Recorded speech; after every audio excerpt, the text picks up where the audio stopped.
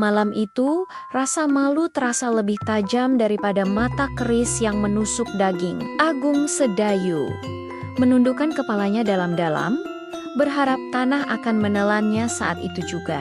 Ia bukanlah pahlawan seperti yang dikatakan semua orang. Ia hanyalah seorang pengecut yang berlindung di balik bayang-bayang keperkasaan kakaknya, Untara, saat Kitab Numatir, dukun tua yang merawat mereka, memuji keberanian keduanya. Pujian itu terasa seperti ludah yang dilemparkan ke wajah Sedayu. Ia ingin berteriak sekeras-kerasnya, "Aku bukan bagian dari kemenangan ini." Di sampingnya, Untara terbaring lemah. Wajahnya pucat pasi, dihiasi sisa darah kering yang menghitam.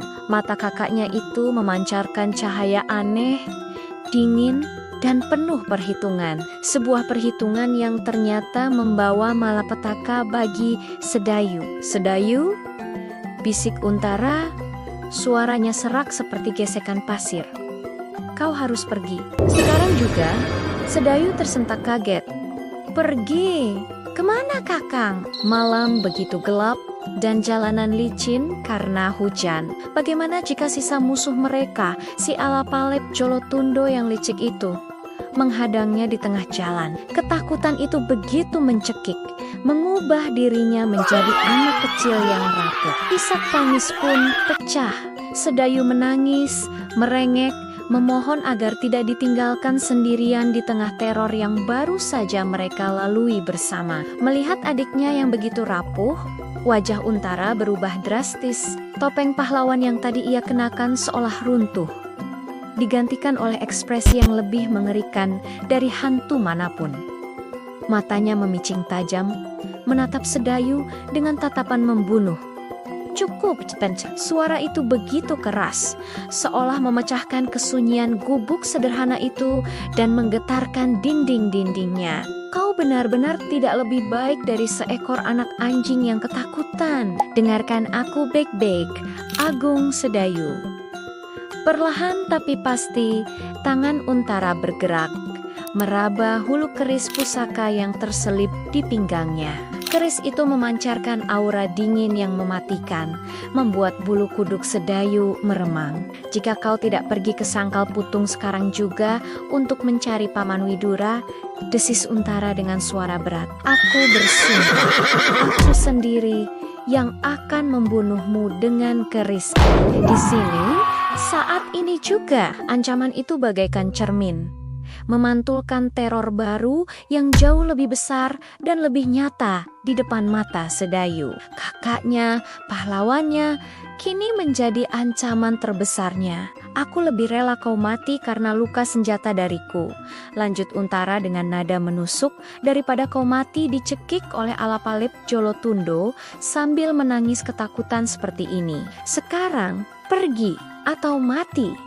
Ancaman itu berhasil. Ketakutan Sedayu pada kakaknya kini melampaui ketakutannya pada kegelapan malam. Jalanan licin ataupun musuh yang mungkin menunggunya di luar sana. Dengan tubuh gemetar dan jiwa yang seakan kosong, ia melompat ke atas kuda milik kakaknya. Tanpa berpikir panjang, ia memacu kuda itu secepat kilat, menembus hutan yang gelap dan pekat. Ia meninggalkan gubuk itu, meninggalkan kakaknya yang sekarat, dan meninggalkan serpihan terakhir dari keberaniannya yang hancur berkeping-keping. Begitu derap kuda itu lenyap ditelan kegelapan malam, topeng keras dan kejam itu terlepas dari wajah Untara. Ia menghela napas panjang, sebuah napas yang terasa sangat menyakitkan, seolah ikut merobek luka di tubuhnya. "Aku tidak bermaksud mengatakannya," bisik Untara kepada Kitab Numetir,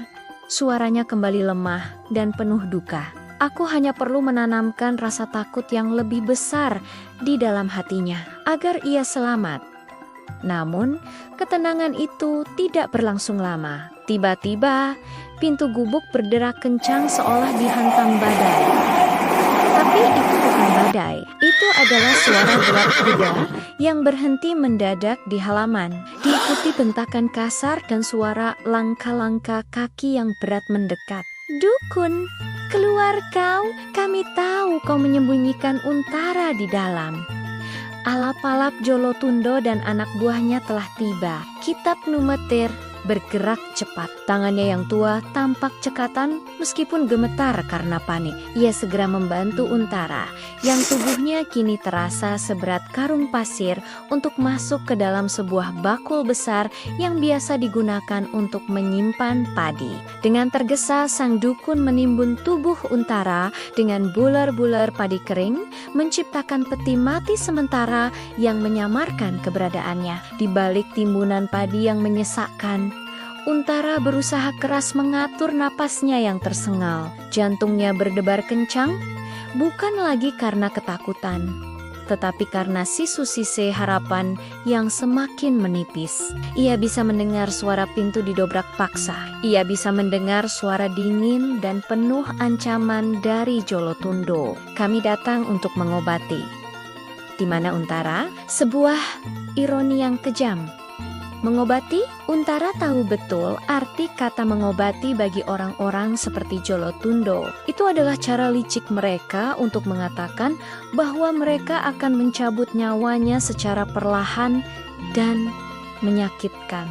Di dalam kegelapan bakul yang pengap, tangannya yang lemah meraba hulu kerisnya. Keris yang sama yang tadi ia gunakan untuk mengancam adiknya tercinta. Sebuah keris yang bilahnya telah diolesi warangan keras, racun yang paling mematikan. Untara berjanji pada dirinya sendiri, pada bayang-bayang kegelapan yang memeluknya di dalam bakul itu. Siapapun yang berani menyentuhnya lebih dulu, orang itu akan membawa racun dari keris ini ke neraka bersamanya. Kematian mungkin akan datang menjemput, tetapi ia tidak akan pergi tanpa perlawanan.